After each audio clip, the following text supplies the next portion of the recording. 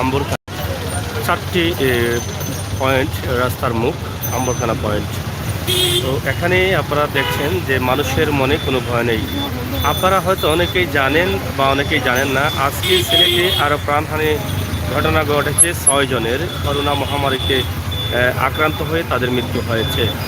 তো এই যে ঘটনাগুলো প্রতিদিনই ঘটছে এবং মৃত্যুর সংখ্যা বাড়ছে, এই বিষয় নিয়ে সিলেটবাসী বা সিলেটের মানুষের জনপদে যারা আছেন তাদের কোনো ভয় নেই।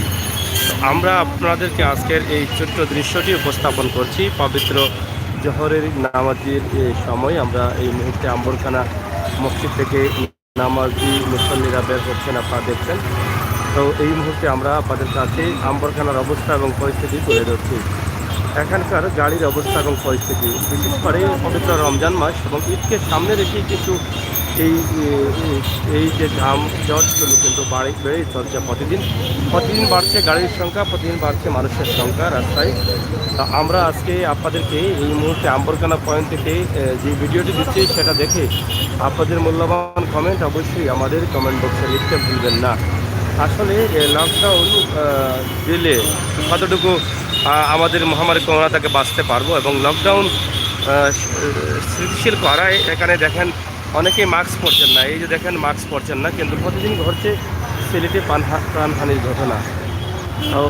অনেকেই মাস্ক ব্যবহার করেন না। এটা আসলে কীভাবে যে সরকার স্বাভাবিক রাখবে লকডাউন না দিয়ে, যদি মানুষের মধ্যে সচেতনতা না থাকে তাহলে সরকার কী করে আসলে মানুষকে বাঁচাবে?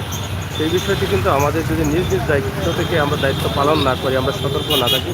দেখেন অনেকের মুখে কিন্তু মাস্ক নেই, মাস্ক ব্যবহার করছেন না, সামাজিক স্বাস্থ্যবিধি মেনে চলছেন না। এটাই হচ্ছে সমস্যা। পাই যায় না, আমার সাথে যাইব, গাড়ি দাঁড়াও। তো প্রিয় দর্শক, আমি আপনাদেরকে এই মুহূর্তে যে ভিডিওটি দিচ্ছি সিলেটের আম্বরখানা এলাকা থেকে, যেই রাস্তাটি সিলেটের চৌহাট্টা থেকে আম্বরখানা কাজ হবে।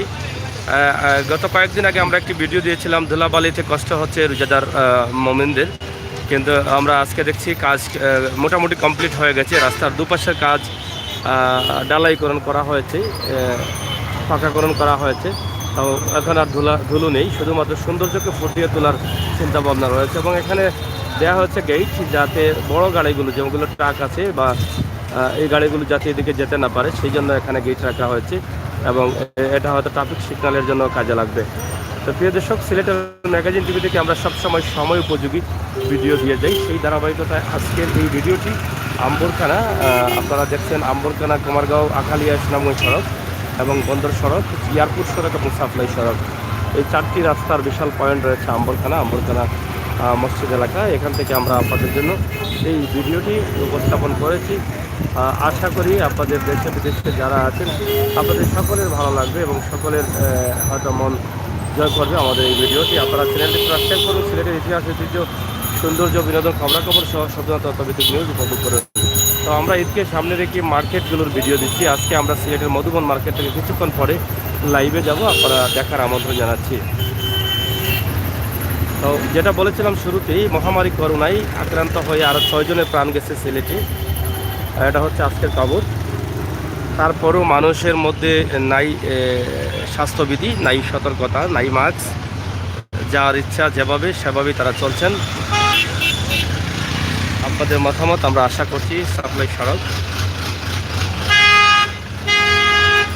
তো আজকে ছিল এই ভিডিও আমাদের। ধন্যবাদ আপনাদের সকলকে।